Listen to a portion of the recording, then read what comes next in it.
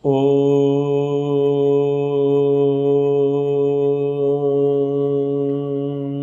सहना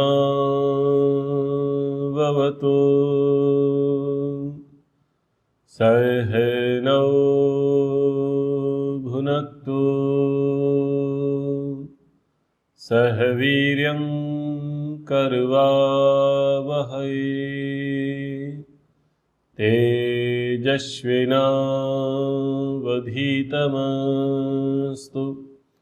मा विद्विषावहै।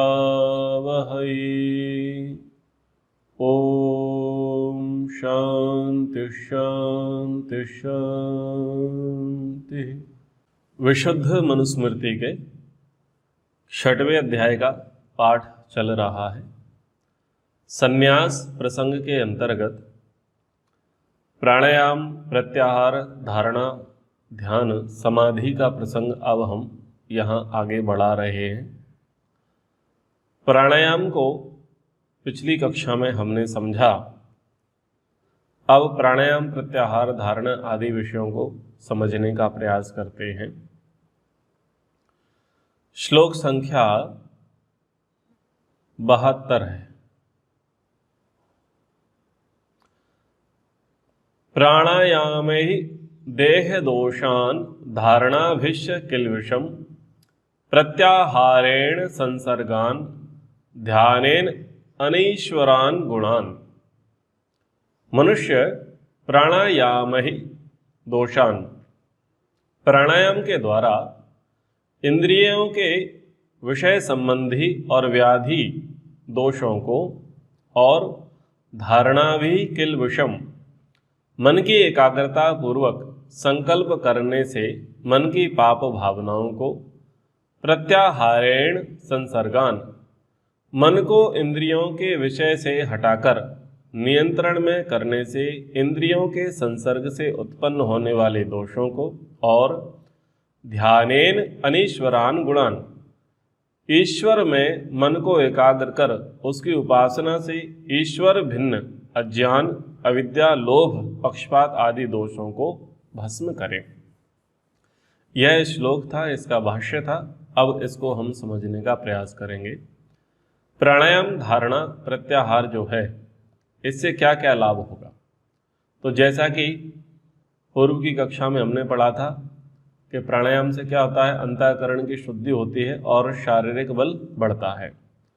तो यहाँ पर कहा कि प्राणायामों के द्वारा इंद्रियों के दोष जो हैं, विषय संबंधी जो दोष होते हैं और जो व्याधियां हैं, जो बाहरी आक्रमण शरीर पर होते हैं, जिससे शरीर को आंतरिक या बाहरी रूप से क्षति पहुंचती है, यानी शरीर में न्यूनता आती है, क्षुद्रता आती है, तो वह प्राणायाम करने से ठीक हो जाती है। और धारणा करने से क्या होता है, धारणा करने से क्या होता है, मन की एकाग्रता बढ़ती है। बिना धारणा के मन की एकाग्रता सिद्ध नहीं हो सकती। जब मन की एकाग्रता होती है तो हम दृढ़ संकल्पित हो जाते हैं, और जब दृढ़ संकल्पित हो जाते हैं तो जो पाप भावना है, उस पाप भावनाओं को दूर करने के लिए हम समर्थ हो जाते हैं। प्रत्याहार से क्या होता है, मन को इंद्रियों के विषयों से हटाकर नियंत्रण में कर लिया जाता है, क्योंकि इंद्रियों के संसर्ग से ही दोष उत्पन्न होता है। तो यहाँ पर इंद्रिय और इंद्रिय के विषय से मन को एक तरफ कर लिया जाता है, रोक लिया जाता है, हटा दिया जाता है, तो मन भी क्या होता है, वहाँ पर शुद्ध पवित्र स्थिति को प्राप्त कर लेता है। और जब ध्यान करते हैं तो ध्यान करने से जो अनीश्वरता है, जो ईश्वर को ना मानने वाली स्थिति है, और ईश्वर को छोड़ करके अविद्या, अस्मिता, राग, द्वेष, अभिनिवेश आदि जो दोष हैं, लोभ है, पक्षपात है, काम है, क्रोध है, ईर्ष्या, द्वेष है, ये जो विरोधी तत्व हैं, इन विरोधी तत्वों का शमन किससे होता है, ध्यान से होता है। ऋषि दयानंद जी कहते हैं कि इसलिए सन्यासी लोग नित्य प्रति प्राणायामों से आत्मा, अंतःकरण और इंद्रिय के दोष, धारणाओं से पाप, प्रत्याहार से संग दोष और ध्यान से अनीश्वरता के गुणों अर्थात हर्ष, शोक और अविद्यादि जीव के दोषों को भस्मीभूत करें। यानी ऋषि दयानंद जी ने संक्षिप्तः लाभ बता दिए। प्राणायाम करने से क्या होगा, आत्मबल बढ़ेगा, अंतःकरण की शुद्धि होगी, इंद्रियों को दोषों का क्षय होगा। धारणा से क्या होगा, जो सब प्रकार की पाप वृत्ति है, पाप भावना है, उसका विनाश होगा, क्योंकि धारणा करने से मन एकाग्र हो जाएगा। जब मन एकाग्र हो जाएगा तो मन ईश्वर को छोड़ करके दूसरी चीजों में नहीं लगेगा, और वो दूसरी जगह लगना ही पाप है। हम संकल्प पूर्वक बैठते हैं कि अब हम ईश्वर की उपासना करेंगे, ध्यान करेंगे, संकल्प करेंगे, संध्या करेंगे, तो हम संकल्प करके बैठ गए हैं, लेकिन क्या हो रहा है कि हमारी धारणा नहीं लगी है, तो फिर हमारा मन वहाँ भटक रहा है, हम दूसरे कार्यों में लग गए हैं। संकल्प क्या किया था, विचार किया था, और क्या करने के लिए बैठे थे, ईश्वर का ध्यान, और करने क्या बैठ गए, संसार का ध्यान। तो जो संसार का ध्यान करना है, संसार का चिंतन करना है, वही तो पाप है। और संसार की ओर मन क्यों भाग रहा है, क्योंकि पाप की वासना अधिक है, पापजन्य जो संस्कार हैं, कर्म हैं, उनकी स्थिति अधिक है, इसलिए वहां पर जा रहा है। तो धारणा करने से पापों का नाश होगा, समन होगा। और प्रत्याहार से संग दोष, इंद्रिय विषयों का संग करते हैं, तो प्रत्याहार करने से विषय इंद्रिय दूर हो जाएंगे और मन एकाग्रता को प्राप्त हो जाएगा, और ध्यान करने से अनिश्वरता वाले जो गुण हैं, वो अनिश्वरता वाले गुण दूर हो जाएंगे। अब इसके अनुशीलन में हम धारणा, प्रत्याहार और ध्यान को समझने का प्रयास करते हैं, और माध्यम लिया गया है योग दर्शन का। धारणाओं से अंतःकरण के किल्विष अर्थात बुराई को दूर करना चाहिए। किल्विष यानी पाप को किल्विष कहते हैं। तो योग दर्शन में सूत्र आया, देश बंध चित्तस्य धारणा। धारणा उसको कहते हैं कि मन को चंचलता से छुड़ा के नाभि, हृदय, मस्तक, नासिका और जीभ के अग्रभाग आदि देशों में स्थिर करके ओंकार का जप और उसका अर्थ जो परमेश्वर है उसका विचार करना, यह है धारणा। जहां धारणा होगी वहीं ध्यान होगा, और जहां ध्यान होगा वहीं पर समाधि होगी। धारणा जो है शरीर से बाहर नहीं हो सकती। यद्यपि परमात्मा शरीर के भीतर भी व्याप्त है और शरीर के बाहर भी व्याप्त है। अन्य जो योग साधक हैं अथवा ध्यान में जो रुचि रखने वाले हैं, हठ योगी जिन्हें कहते हैं, या जिन्होंने अलग अलग प्रकार से ध्यानाभ्यास मार्केट में प्रचलित कराए हैं, उनकी ऐसी मान्यता है कि धारणा कहाँ लगानी है, बाहर। तो वो कहते हैं बाहर धारणा करो, तो उसको बोलते हैं त्राटक, कि अंगूठे पर फोकस करो, दीपक की जो ज्योति है उस पर आप फोकस करो, आप किसी बिंदु पर फोकस करो, आप किसी वृक्ष पर फोकस करो। बाह्य वस्तु पर फोकस कराने के लिए, धारणा लगाने के लिए बहुत सारे जो लोग हैं ध्यान कराने वाले, वो ऐसा प्रयास करते हैं। तो इस बात का निषेध नहीं है कि परमात्मा सर्वत्र व्यापक है, वो सर्वत्र ही है, पर जहां पर आपको धारणा का अभ्यास कराया जा रहा है वहां आप नहीं। आपकी परिधि क्या है, आपकी परिधि, आपकी सीमा आपकी शरीर है। आप इस शरीर से बाहर नहीं। परमात्मा शरीर के भीतर भी और परमात्मा शरीर के बाहर भी है, तो बाहर धारणा नहीं लग सकती। और धारणा लगा लोगे तो क्या होगा, किसमें धारणा लगाओगे? जैसे सामने ट्यूबलाइट जल रही है तो कितनी देर देखना है, किसी भी वस्तु को कितनी देर देखेंगे? देख करके अंततोगत तो क्या होगा, थकेंगे। तो ऐसे देखने से क्या मतलब जब थक जाएं। और धारणा क्या होता है कि चिंतन विषय होता है, उस चीज को जानना समझना। तो कितना जानेंगे ट्यूबलाइट को, या दीपक की रोशनी को कितना जानेंगे, पेड़ को या किसी मूर्ति को, किसी प्रकार का जो डिजाइन बना है वो उसको कितनी देर जानेंगे? क्योंकि कम समय में ही उसे जाना जा सकता है, और उसके बाद क्या होगा, ध्यान भटकेगा। तो ये भी एक दोष आएगा। तो धारणा कहाँ करना है? नाभि, हृदय स्थित, कंठ में, नासिकाग्र, यहां पर और यहां, ये जो स्थान है ये धारणा के स्थान है। तो यहां पर धारणा करनी है और यहीं पर ध्यान करना है, क्योंकि आप शरीर में। तो जब आप एकाग्र हो जाओगे, धारणा से क्या होगा, एकाग्रता आ जाएगी। जब आप एकाग्र हो जाओगे, आप प्रत्याहार करोगे, तो फिर आपका ध्यान आरंभ हो जाएगा। ध्यानम निर्विषयम मनः। अब ईश्वर के ही ध्यान में मग्न होगे, ईश्वर को छोड़ करके किसी अन्य विषय पर हमारा फोकस, हमारा विचार, हमारा चिंतन नहीं जाएगा। यानी निर्विषय हो जाना, इंद्रियों का विषयों की ओर ना भागना, यह है निर्विषय। तो ये काम करना होता है। बुराइयों को, दोषों को समझकर उनको छोड़ने के लिए व्रतों को धारण करने को धारणा कहते हैं। और आगे समझा रहे हैं, धारणासु च योग्यता मनसा। धारणाओं से मन में ज्ञान की योग्यता और विवेक बढ़ता है, जिससे बुराइयों का त्याग होता है। ये धारणा के लाभ है। फिर आगे कहा प्रत्याहार के विषय में, स्व विषया संप्रयोगे चित्तस्य स्वरूपानुकार इवेंद्रियाणम प्रत्याहार। तो प्रत्याहार को समझाते हुए करेंगे, प्रत्याहार उसका नाम है कि जब पुरुष अपने मन को जीत लेता है तब इंद्रियों को जीतना अपने आप हो जाता है, क्योंकि मन ही इंद्रियों को चलाने वाला होता है। ऐसा ऋषि दयानंद जी ऋग्वेदादि भाष्य भूमिका में कहते हैं, उपासना के प्रसंग में। परिणाम स्वरूप इंद्रियां अपने अपने विषयों के संगों, अभिमान आदि दोषों से निवृत्त हो जाती हैं। प्रत्याहार से मन स्ववश में हो जाता है और इंद्रियों पर दृढ़ वशीभूतता हो जाती है। तथा परमा वशयतेन्द्रियाणाम, यह भी योग दर्शन का सूत्र है। तब वह मनुष्य जितेंद्रिय होके जहां अपने मन को ठहराना व चलाना चाहे उसी में ठहरा और चला सकता है। फिर उसको ज्ञान हो जाने से सदा सत्य में ही प्रीति हो जाती है, असत्य में कभी नहीं।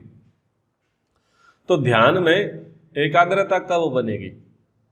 मन एकाग्र कब होगा? जब मनुष्य तीन चीजों का विशेष रूप से अनुष्ठान करेगा। सबसे पहला है प्राणायाम, फिर प्रत्याहार और धारणा। ये तीन चीजों पर लंबे समय तक जब अभ्यास करेंगे तब मन की एकाग्रता बनेगी।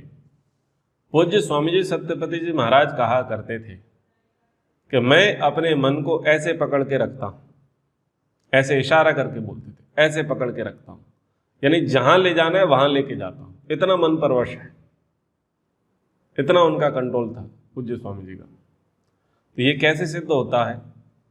ये सिद्ध होगा अभ्यास से, प्राणायाम के, प्रत्याहार के और धारणा के सतत अभ्यास से।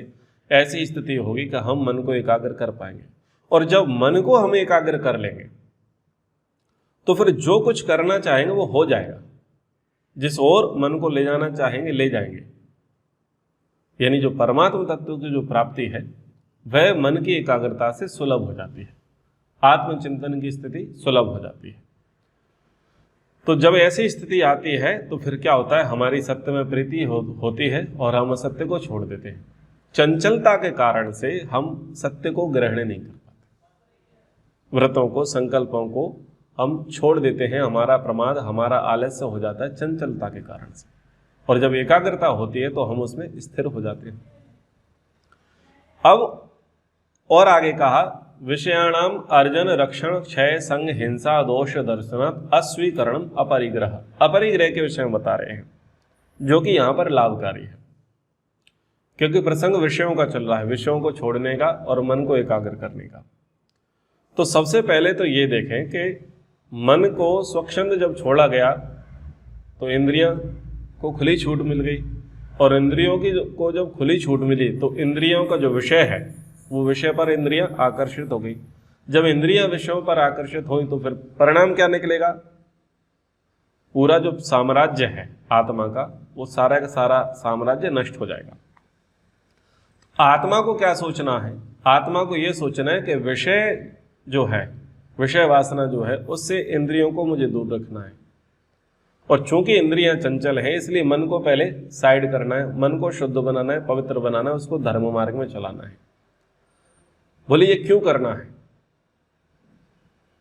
विषयों से इंद्रियों को दूर क्यों करना है और इंद्रियों से मन को दूर क्यों भगाना है? क्यों भगा रहे हैं? कारण तो बताओ। तो कारण बताए, विषयाणाम अर्जन रक्षण क्षय संग हिंसा दोष दर्शना। ये जो विषय है, रूप रस शब्द स्पर्श गंध, 5 विषय हैं। इन विषयों में क्या होगा? सबसे पहले तो अर्जन दोष है, यानी देखो। जैसे रूप है, रूप यानी देखना, तो हम क्या चाहेंगे कि हम ऐसा ऐसा देखते रहें, अच्छा अच्छा हमें लगता रहे। तो वह है अर्जन दोष। जैसे बाहर गए घूमने के लिए और हमें बहुत सुंदर पेंटिंग दिखाई दी, तो हमें बड़ी आकर्षक लगी, तो हमने क्या किया, उसे खरीद लिया और अपनी दीवार पर टांग दिया। फिर हमने देखे अब बहुत अच्छे गमले हैं, बहुत अच्छी स्टेचू है और अन्य अन्य चीज़ें हैं जो हमें बड़ी आकर्षक लगी, जिन्होंने हमें बहुत प्रभावित किया। तो हमने क्या किया, उसको भी परचेज कर लिया, उसको भी घर में रख लिया। तो कैसा लग रहा है, हमें बहुत अच्छा लग रहा है। तो ये था विषय का अर्जन। हमने खरीदारी कर ली, शॉपिंग कर ली और अपने कमरे को, अपने घर को, अपने बंगले को क्या किया, सजा लिया। बहुत सारे लोग डेकोरेशन का काम करते हैं। अब अर्जन में क्या है, एक तो अर्जन की समस्या है, भाई जिसके पास पैसा होगा वो खरीद लेगा, और कई व्यक्ति के पास पैसा है पर स्थान नहीं है, मतलब पॉकेट में पैसा तो है लेकिन ऐसी घर की दीवार ही नहीं है, ऐसा घर का डिजाइन ही नहीं है कि वो उस वस्तु को वहां पर रख सके जिससे घर की शोभा बढ़ जाए। तो ये अर्जन का दोष है। अर्जन का दोष हो गया। चलो अर्जन कंप्लीट कर लिया, तो अर्जन के बाद समस्या क्या आएगी, रक्षण की। अब घर में झाड़ू पोंछा तो ठीक से लग नहीं रहा, अब वो पेंटिंग को भी साफ करवाओ, उस गमले को भी साफ करवाओ, उस मूर्ति को भी साफ करवाओ, ठीक है ना, क्योंकि जितनी जितनी वस्तुएं बढ़ेंगी उसका मेंटेनेंस बढ़ेगा या नहीं बढ़ेगा, मेंटेनेंस बढ़ेगा। तो ये रक्षण दोष हो गया। अब वो चीज पुरानी भी होगी, वो सर्दी से भी खराब होगी, घर में सर्दी का प्रकोप होगा उससे खराब हो सकती है, गर्मी का प्रकोप होगा उससे खराब होगी, और बारिश का प्रकोप होगा तो उससे खराब होगी। तो फिर क्या होगा, उसका क्षय होगा, उसमें बिगाड़ आएगा, फीकापन पड़ेगा, खराब होगी, टूटेगी फूटेगी, कोई दूसरा व्यक्ति आएगा, बच्चे घर में होंगे तो उसे तोड़ फोड़ देंगे, तो फिर उसका क्षय दोष होगा, यानी वो एक बार नष्ट हो जाएगी, तब दुख होगा।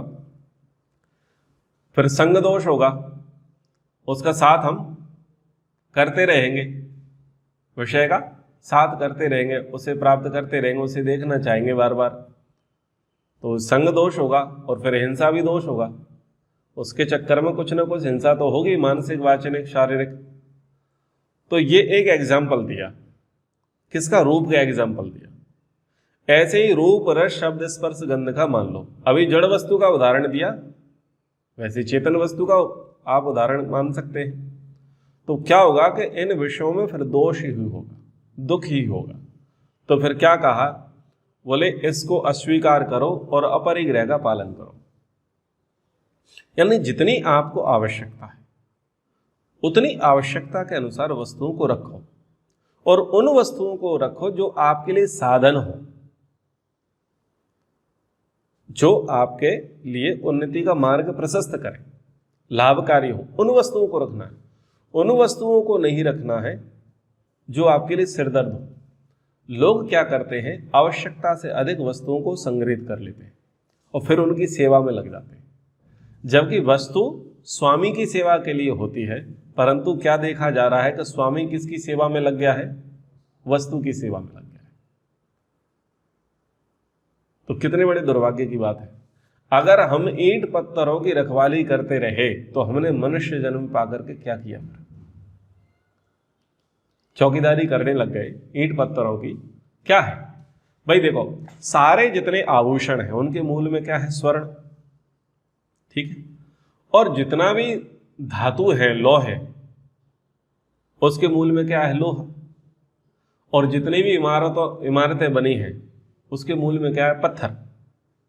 तो आप अल्टीमेटली पत्थर का, मिट्टी का, लोहे का, सोने का, इसी की रखवाली करने में लग गए। क्या तुम्हारा जन्म इसलिए होता कि आप इसकी रखवाली करो? भाई जैसे मेट्रो ट्रेन है, बुलेट ट्रेन है क्या, है तो लोहा, हवाई जहाज है तो लोहा, मूल में क्या है, लोहा। ऐसी ज्वेलरी है अनेक प्रकार की, तो मूल में क्या है, सोना। और बड़े बड़े घर हैं, महल अटारियां हैं, खेती है, भाई मूल में क्या है, मिट्टी। तो अल्टीमेटली आप किसकी रखवाली में लगे थे इसमें? क्या आपका जन्म इसलिए हुआ था? तो ऐसे विवेकी विचार का, ये विवेकी ही विचार कर सकता है, सामान्य व्यक्ति ऐसा विचार नहीं कर सकता। तो व्यक्ति को जिसका लक्ष्य बहुत बड़ा है, जिसका ध्येय परमात्मा को प्राप्ति करना है, वो व्यक्ति अपरिग्रह का पालन करे, यानी सिरदर्दी मोल ना ले, आवश्यकता से अधिक वस्तुओं का संग्रह ना करे, उन्हीं वस्तुओं का संग्रह करें जो लाभकारी हो, जो यात्रा में सहायक हो। जो भी यात्रा में बाधक हो विचार या वस्तु, उसको ग्रहण नहीं करना, बस इसी को कहते हैं समझदारी। ठीक है, तो ध्यान से अनीश्वर गुणों और अविद्या अज्ञान आदि का त्याग करके ईश्वरीय गुणों को धारण करना।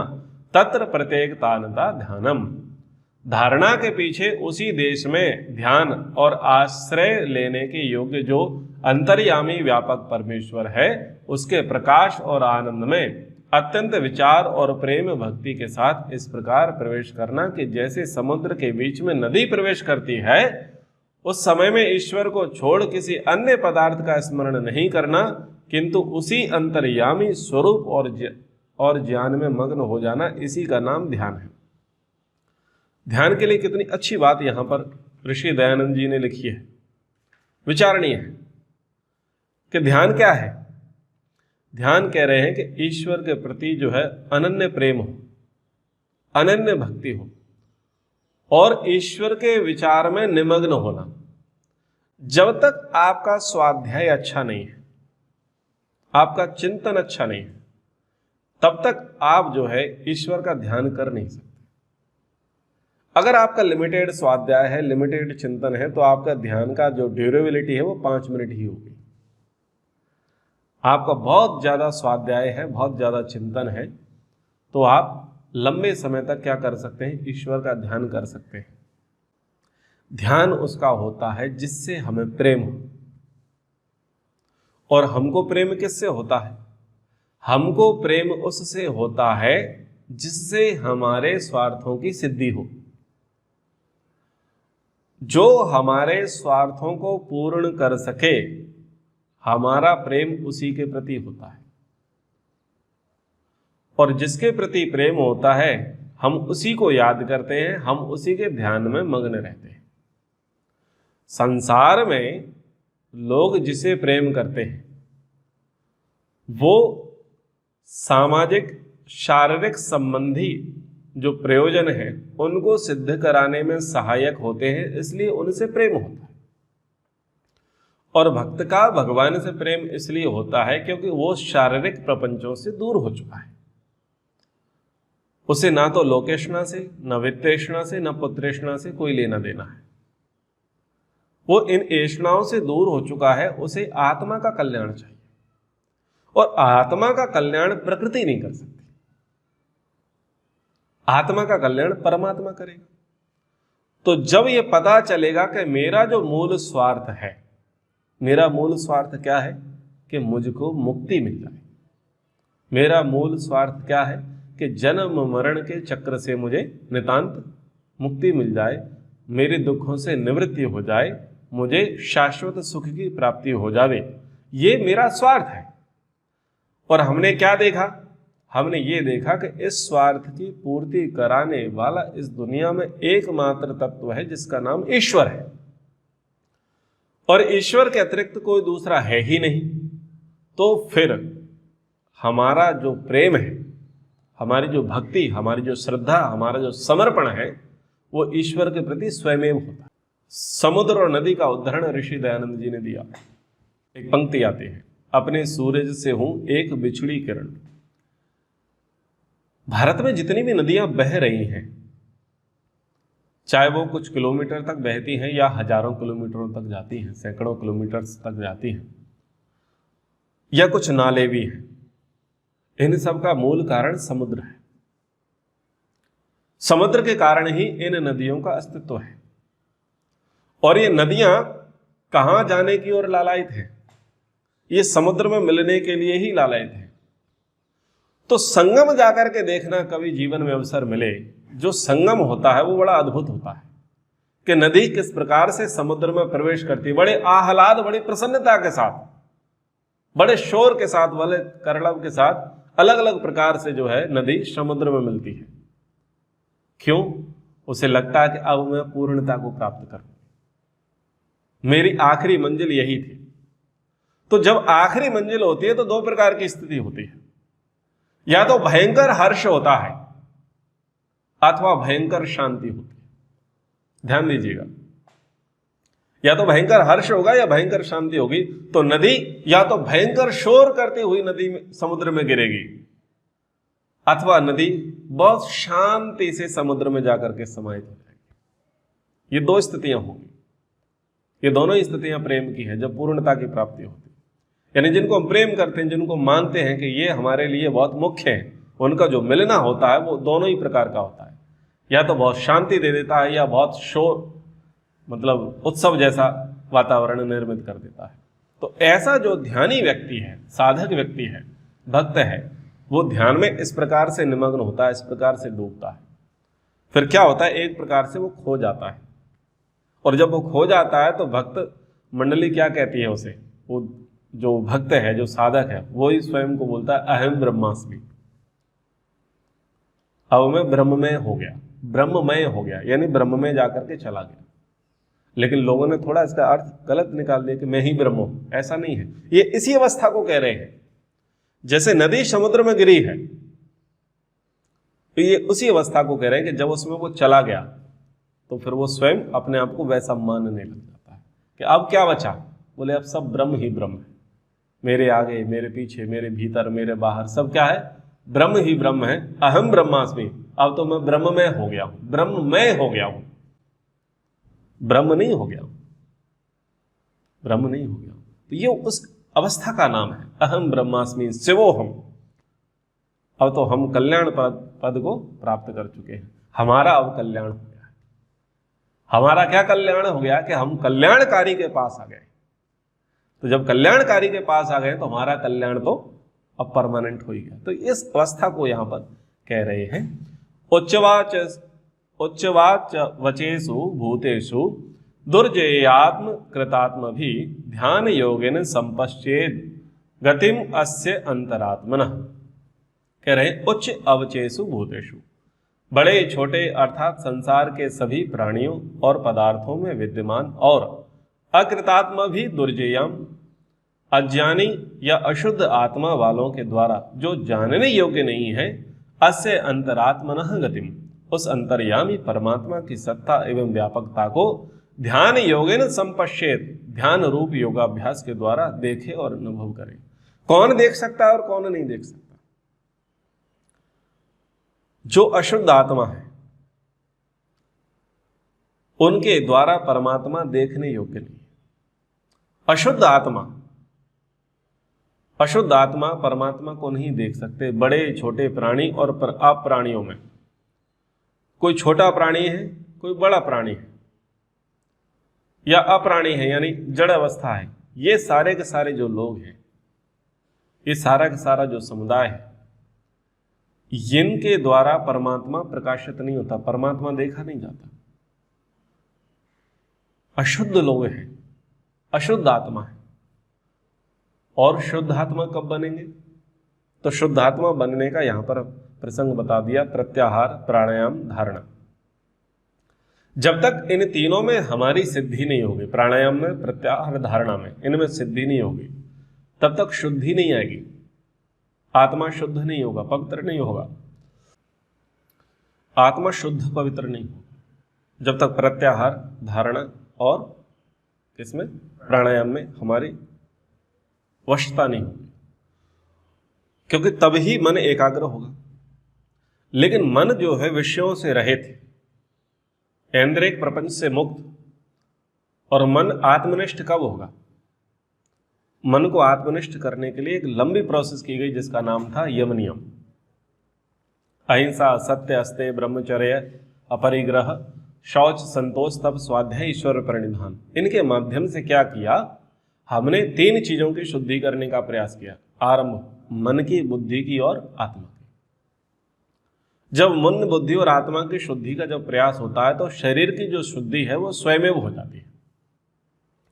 अब इनकी शुद्धि कर ली है, लेकिन अब करना क्या था? पृथक पृथक करना था, डिवाइडेशन करना था, विभाजित करना था, एक क्रमशः अंदर बढ़ना था।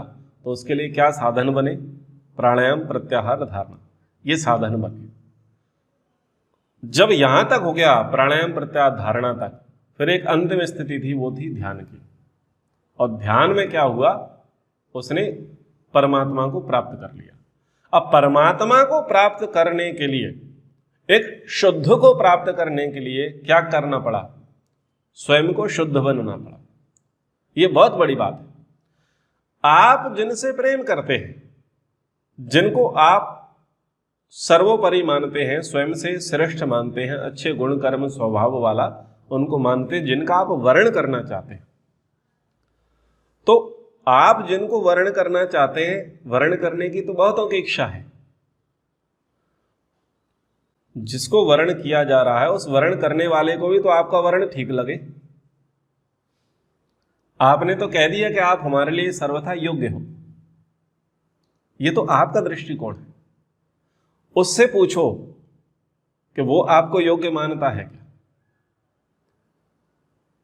अगर आप उसकी दृष्टि में योग्य बनना चाहते हो तो वर्ण आपका सार्थक है।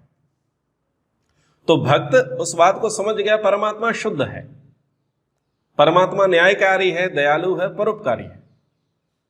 ठीक है, तो भक्त ने क्या किया, भक्त ने यह किया, पहले खुद को शुद्ध किया, खुद को पवित्र बनाया, खुद को अच्छा बनाया। क्योंकि जिसके संबंध में हम बंधना चाहते हैं, जिसकी हम प्राप्ति करना चाहते हैं, जिससे हमारे सब स्वार्थों की सिद्धि होगी, तो हम कम से कम लायक तो बने, डिजर्व तो करें। तो शुद्ध परमात्मा को प्राप्त करने के लिए इन यम नियम आसन प्राणायाम प्रत्याहार धारणा के माध्यम से स्वयं को शुद्ध किया है।